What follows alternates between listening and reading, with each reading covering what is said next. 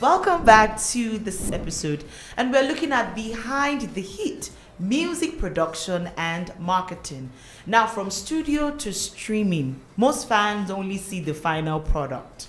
But our guest is in the studio. Kola Dominate, popularly known as Mr. Dominate, is a multifaceted music industry professional with expertise in A&R, talent management, PR, and brand communications. And is here to show us everything, I mean everything, that goes on behind the scenes, from A&R to marketing to promotion. So we can understand what it really takes to make a hit song. All the songs that you love to play all the time. Mr. Kolade will tell us what happens behind. Before I let you in, Mr. Yes. Kolade, I'd like to chime in with this one. Wale, let's talk. Yeah. Music, the hit songs, a lot of streams, a lot of revenues for our musicians. What is the business side of that? And I know that music is contributing a lot. As a matter of fact, I think even more than the Nollywood industry, the music industry is contributing a lot to $2 billion a year. $2 billion a year. $2 billion a year. Wow. And it's growing. In terms of what the artists are collecting, I think there's data to show that they're collecting 25 billion naira just from Spotify last year alone. So you can imagine what the dynamics of that industry is. The music industry now employs about 1 million people in Nigeria. That number is also growing. So, I mean, what's not to talk about where music is concerned? It gets the attention of just about anybody. It's your free time. It's almost like the most natural thing to music fill is your the time food with. of the soul. Yeah, and this is such a good time to have a continuation to the conversation we had a couple of episodes ago, where we're talking about the legal side of it, the contract, how the value chain and all that, how the musicians or the artists think about it, how the producers are also thinking about it. I think that gave us a lot of perspective into that space. What was missing is what we're talking about today. You know, the back end. You know, how is the music that we know and love to hear? What's the evolution? You know, to the point that we can hear it, we can stream it.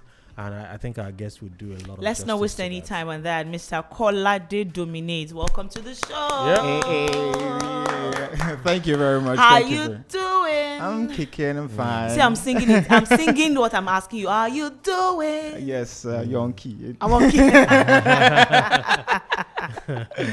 Nice to be here. Thank you very much for coming on the show on the you. RoundUp Tech Trends and Tunes. Now, Thank we you. are looking at music production from the very beginning of scripting or writing the song till we begin to jam it on our stereos and on our radios.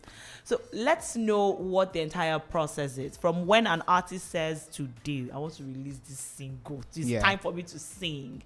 Right? From the beginning to the finished work, what goes on behind the scenes? Well, that's a lot of work, actually. I mean, that can take months, even years sometimes, because you ask an artist and say, okay, when did you record this song? You say, I recorded it like 3 years ago.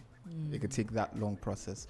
So the first part of it is recording, getting a producer, whoever you want to work with. Sometimes you have to even go as far as recording it with multiple producers, you know, just to have different versions to know the one that would actually sit. Sometimes we go as far as making the same song. I can tell you for a fact there was a song that we made about 4 times, you know, just because we felt it was not right. We just felt that it was not right. And it's better these days now. Producers are willing to share splits. So if a producer is ready to say, okay, I want to collaborate with this other producer, okay, what is missing? I'll play it. So you have different people contributing to that sound to make it that kind of to make it perfect for consumption. But let's go back to the process. Now the process is the artist wants to put out a record. The producer is there. Then we go straight to the creative process. The melody is the first part of it. So you take the melody, the producer starts to work on that. You know, the minute you can figure it out and know that, okay, this is where we're going, then we go straight to the arrangement of the song. Once you lead the vocals, then we go straight to the arrangement of the song. And for a lot of reasons, people just consume and enjoy music, but there's actually the mathematical side to it.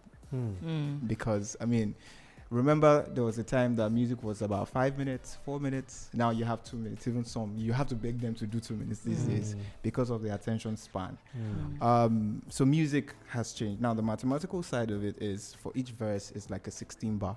You have a bridge, you have a chorus, which is about 8 bars. So this is calculation. It's like the number of lines you hear on a record. So the first verse is maybe 16, for example, but now it's about 8. So so it's like 16. You have, for rappers, let me see if I could look for maybe Reach by MI, for example, featuring Coca. You listen to that song, the number of bars you count when MI raps, you can count that, okay, this is maybe 16 or maybe 12. So that's the first verse. And then you go straight to the bridge, where whoever is doing the hook does the hook, and then you go all the way to the other second verse. You count all of this, and then you go intro, outro, and then you have your record. Just like that. Yeah, I mean, that's how it is. Apart from writing, you know, you write, you plan all of these things. But behind the scenes, that's where we now sit down and say, what are you really saying on this song? You know, what kind of message are you passing across? After the song has been recorded. Like, yeah, most times, because these days, people don't really write. They just put melodies together. This is what I'm feeling at this moment. This is where the vibe is, you know. Put all of that together. And then you sit back and then you listen. I say, okay, all right, this is what, oh yeah, go and write. So they now write the verse from what they've been able to put together, the freestyle they've done. Most times might not even have words, it might just be rhythm, you know, melody. Just put all of that together. Then you now script it. You now go put it together. Okay, verse 1, this is how it will sound like. This is what I'm trying to pass across. You put all of that, and then you come back to the studio. You now record the original thing. Okay. So you now recording the original thing is where you now say, okay, so what are you saying? Okay, this line, we have to take it out. We cannot use this line. The wordplay is not strong enough. This is not catchy. So we go back and forth. Sometimes after the first recording session, you can go home, listen. We're back at it. Sometimes you might not even have the next 4 bars, that we're just stuck with the first chorus or something, and we are just there and we are dealing with that one. You will take it back, come back. It might be 2 months later, then the inspiration will come. Then we'll continue from there. So the process sometimes is a lot. It's cumbersome, but we push. So that bars thing, 1684, is it every song that follows that sequence? So it's not. That's why I said now it has changed. We have now these days. Let me give a simple example. So some songs is just 8 bars. You have 8 as well. That's 4 for the bridge and then 8 for the chorus. And then you have maybe 4 for the second verse. And then another, they repeat the bridge these days and the chorus. So you hear the chorus a lot more than you just listen to other parts of the song. So that's like that one is an intentional calculation to ensure that you can resonate with the song. So when you listen to it, it's like, okay, so you can keep singing along. Yeah. So it's intentional. That's the job of the A&Rs. And how do you know that a song would hit? A song has every potential to hit. So a lot of times you don't know, but you can feel it's a gut feeling. So I'll say like the songs that we have put out, like we would just know that people would just gravitate towards because they have certain elements. You know, one, is it viable in terms of, you know, that commercial value? Can you find it there? It's there. Does it have that, ability to attract playlists? Playlist viability is also another part of it. You find that there. You know, okay. I mean, at least if DSPs can playlist this, you get some more mileage. So you have all of that in place. And then you can see everybody in the room also when we play the song for you, for example, Dr. Glow. and then we say, how are you feeling as regarding this record? Can you relate with it? You know, the kind of message you give me gives me that conviction that, okay, maybe there's something here. That's also there. And there's also the part of the message. There's some songs that you can never get wrong. You know, I mean, no matter how hard you try to get it wrong, you can't get it wrong because you know the market.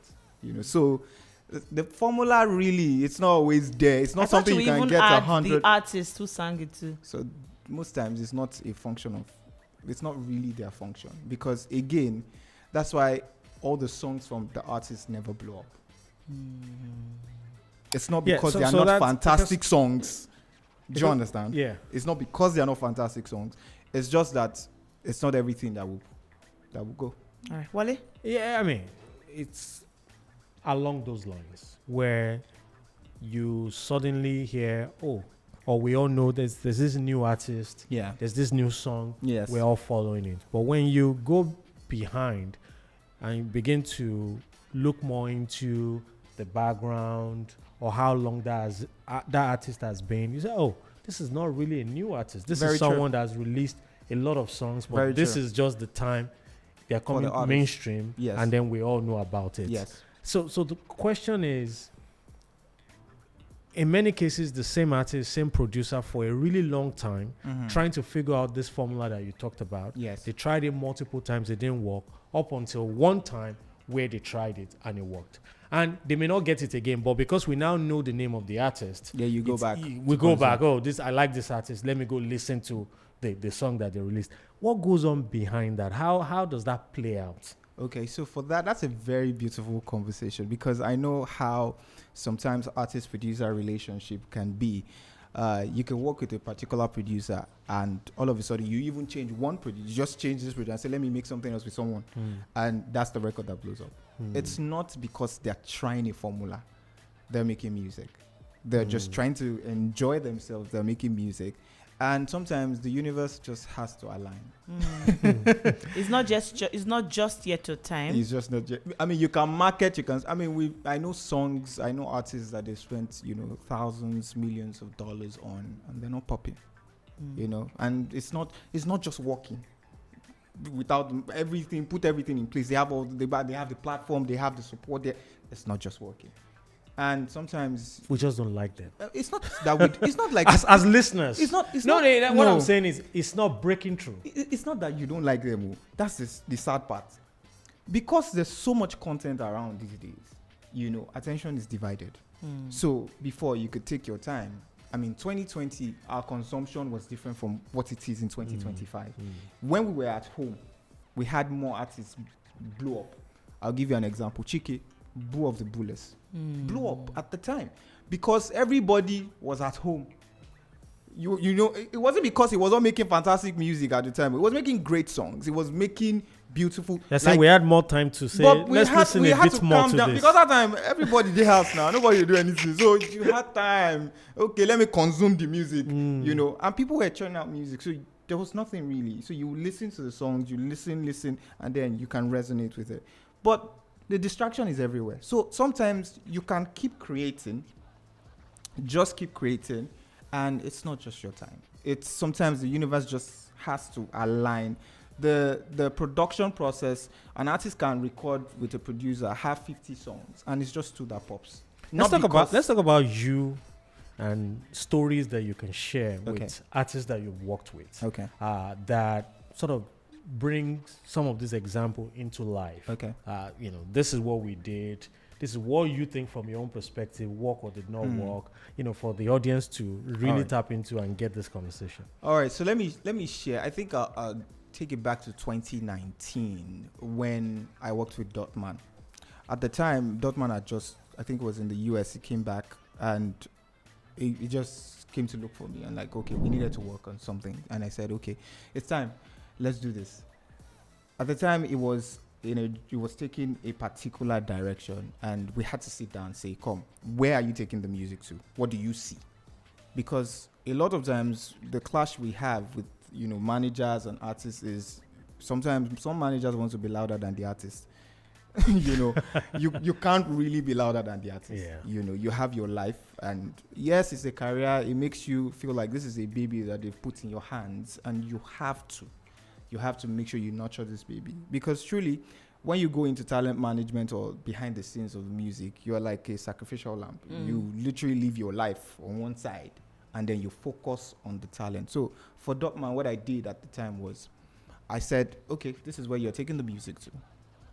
How do we evolve? Because I know that you can create this audience, you can blend, you know. When you blow up with Akube, My Woman, which I was a part of, by the way, you know, the marketing and everything, at the time, in a different capacity. It was different, you know. I said, okay, let's connect with the people at home. Let's do this. So we said, okay, let's take you more. Let's relate to the people at home. And we did that. So we dropped songs, and it was quite intentional. The kind of songs we started to drop, the kind of recording we started to have was different, you know. And then by the time we were going to drop Enugbe. Enugbe was one song that we did in 2020 during COVID that I didn't think it was going to blow up. I knew he had that potential. I remember when he sent me the song, I slept on it for like 2 days. Like, I'm not sure. I'm not. You know, they feel Not like I wasn't feeling it. I knew there was something, but I could not see at first. So I said, okay, you know what? Let me sleep on it. I think about a week after, then he sends me a message where I think it was Olamide that sent him a DM about something. Bado sent him a DM about something. Then I kind of felt like, okay, it's like we're getting somewhere. We're getting somewhere with this. Then I woke up. I said, okay, I need to upload the song. So I uploaded the song, did everything. And I said, I think he went back to the US at the time. He was not even in the country. So he went back to the US at the time. And somehow we started to put things in place. And the song blew up, did things that I didn't even see coming. And you know, changed the story entirely at the time. And it was surprising because sometimes you can, in your guts, just feel that it's not there yet. But again, the listener's behavior, or the consumer can just tell you that you might be wrong. No matter how professional you can be at this one, you can just be wrong. And I think for that moment, I learned that. And for the next one, when we were going to put our feelings, immediately he sent me the song. I knew that it was time for us to make the switch, and I said, this was your next single. He sent me, that's how artists they will do. They will send you a bunch of songs. They'll now tell you to pick the one. So when I said, this is your next single. So when I picked the next single and it blew up in 72 hours, I knew that I was right. So sometimes I got it, and you can get it wrong, and sometimes you can get it all right. Now let's go to the marketing and promotion of songs, yes, which is where you are a lord and master at. Yes. Okay. Let's talk about the strategy behind promoting a song. How do you decide what sort of strategy to use for what song? Yes. Is it going to be social media for this? Oh no, let us do a challenge. Let them jump on a challenge for this song. Okay, no, let's do billboards for this song. No, this one I think is better to take it to the radio. So how do you decide what promotion challenge or material to use for what song? First is the message of the song, the content. The content speaks. And a lot of times when we listen to music, so I'll look at See Me See God by Barry J, for example. It was that's my last project. That song blew up, from a place of, we knew Barry is talented. Like everybody knows. They don't need to ask anybody that. You can see it. And immediately the song on the project, because he came out with an album, and I think you should check out the album. Immediately that song was sent to me. We first said, okay, people need to personalize the song. The message of the song is strong and it'll cut across. So TikTok is the first thing. Okay. Do you understand? Because we know that's where the people that will relate with this thing, that's where they are. Now the kind of influencers that you will also use is also important. Because you cannot use everybody.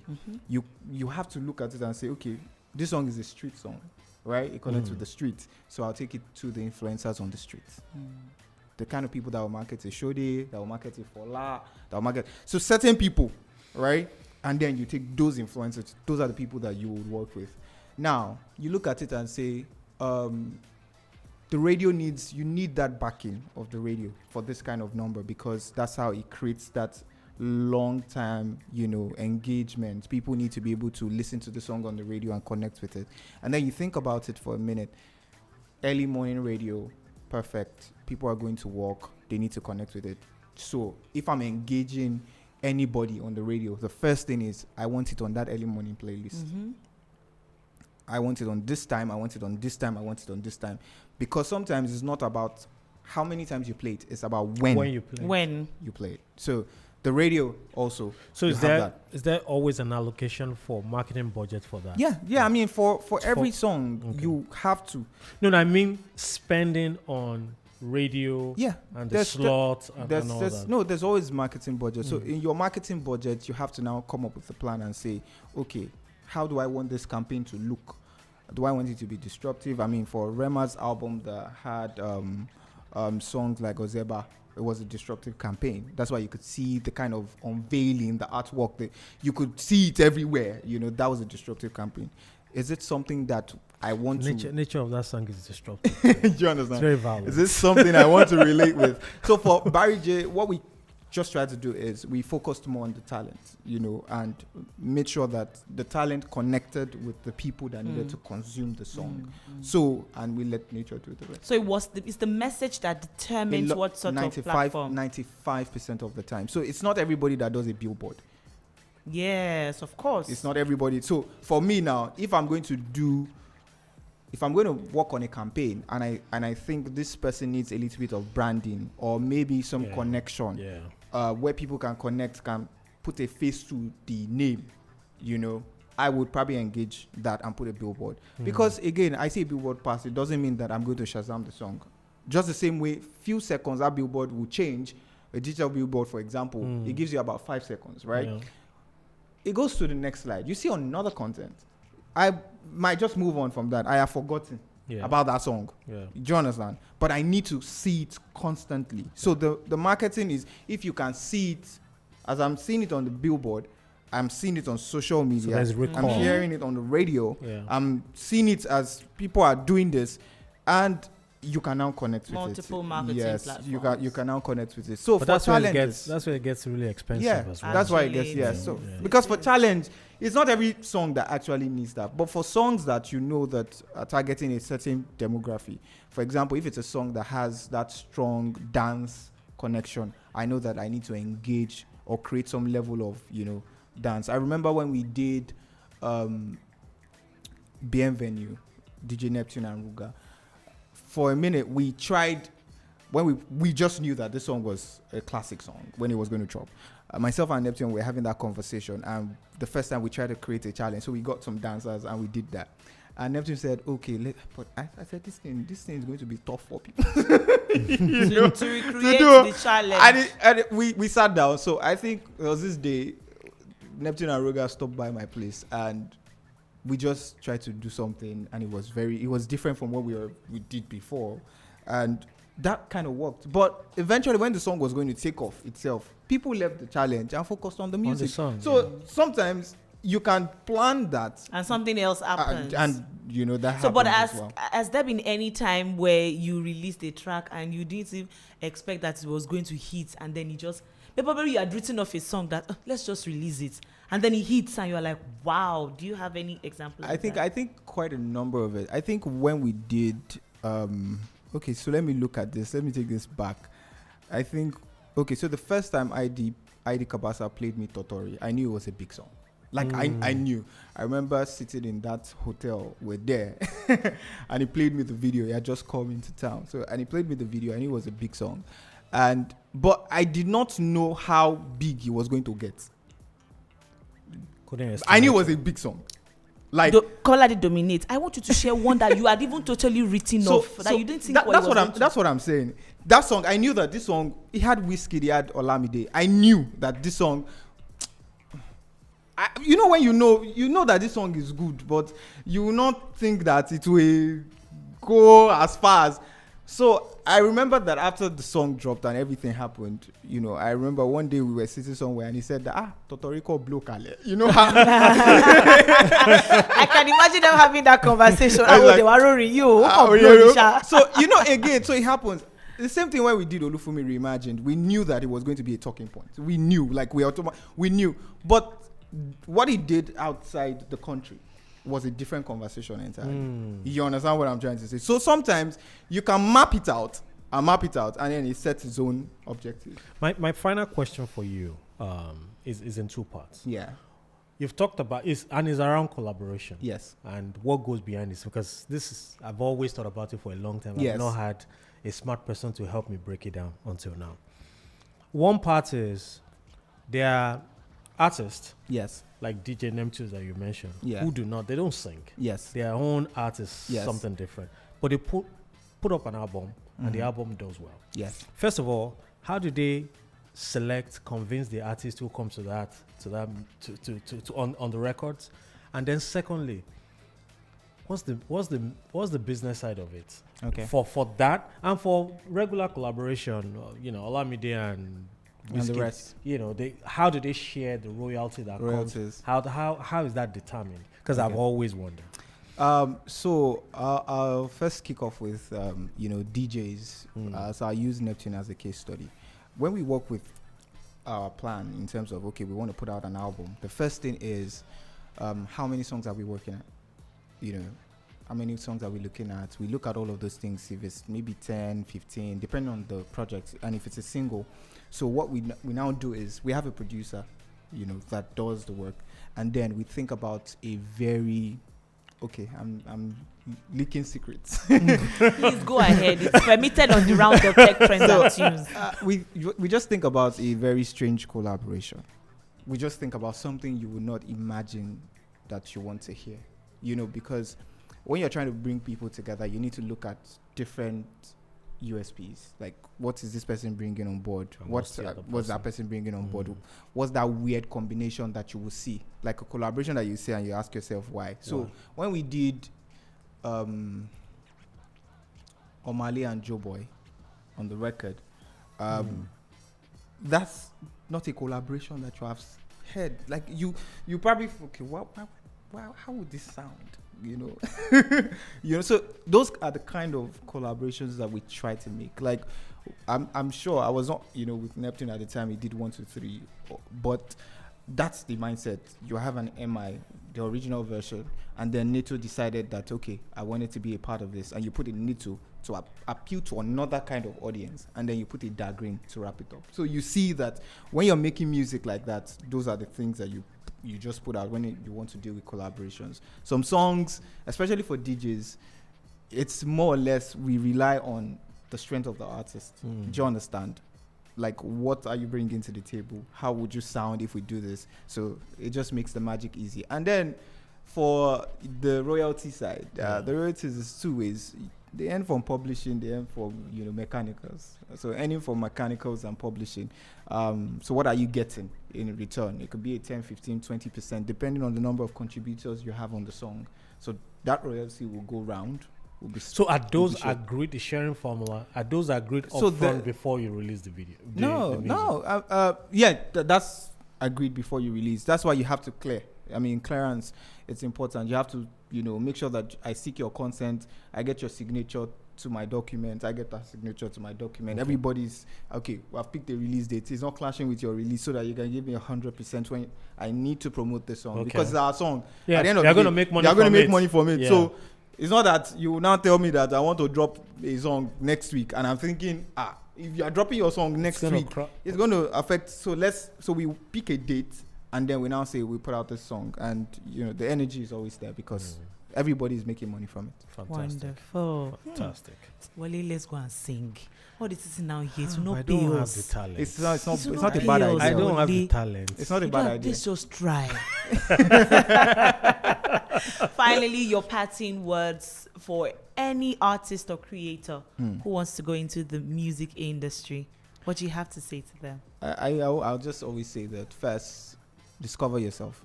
Know what your message is. The second part of it is when you get to a negotiating table, remember that you should take something with you, and it could be your social media platform. It could be anything. Don't go there with a survival instinct. Don't go there with I just want to survive. I just want to make money. Give me anything. Give me anything.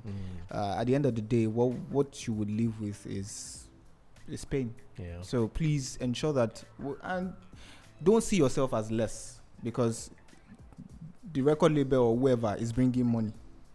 You you are bringing talent. Yeah. If you are coming to the table with, despite the fact that they will say talent is everywhere, if you are coming to the table with talent, you're bringing your social media platform with maybe hundreds of thousands of followers, you're seeing, they're seeing value on the table. So come with value. Life will be easier for you. I guess that's it. Coming with value. Yeah. Absolutely.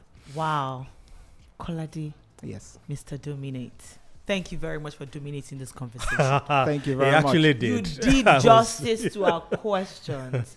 Thank you. And I'm very sure that if we had more time, there's still some the nitty gritty of the production and marketing of some of our favorite songs that you're yet to get. I mean, there are a lot of songs now, but we always like to. There are some agreements that are discreet. Yeah. Okay. There are some things okay. but I mean, marketing is beautiful. The fact that you can see people just remember that, oh, this song, and you are just smiling there, like you don't know what. You don't know what. You didn't know what we went if you through. knew, But I'm happy, and when I see some of the talents that I've worked with, doing well, it just brings smiles to my face. Fantastic. Good work. Thank you so much, Kolade, for coming on the show. No problem. Thank you for showing us that there's a lot of hard work that goes on behind the hits that we love to listen to. And here's to many more songs on the hits, many more songs and downloads and streaming and all that. Thank you. Thank you very much for coming on the show, Kolade. Thank you. The pleasure's mine. Wow, today was incredible. We got an inside look at the music industry with Kolade Dominate. Now, both stories show the passion, strategy, and dedication that it takes to succeed in these industries. Drop your thoughts in the comments. Please make sure to like, comment, and subscribe. Turn on the post notification bell so you're the first to know when we drop a new video. And watch out for more episodes of the RoundUp Tech Trends and Tunes. Let us know what other topics you want us to look out for or treat on the show in coming weeks. It's been absolutely amazing on the show today, Mr. Wale. We start talking about money now. You can dance now. We have, and there are opportunities. Yeah, absolutely. You don't want to cook. You don't want to sing. Which one do you want to do? We'll dance when the camera stops rolling. I am Gloria Babari. It is absolutely delightful serving as your host, of course, co-hosting with the one and the only Wale Faro. So we'll come your way again with another insightful, exciting, eye-opening, and interesting conversation on the RoundUp Tech Trends and Tunes. Stay safe and be locked on. Bye-bye. We'll see you next time.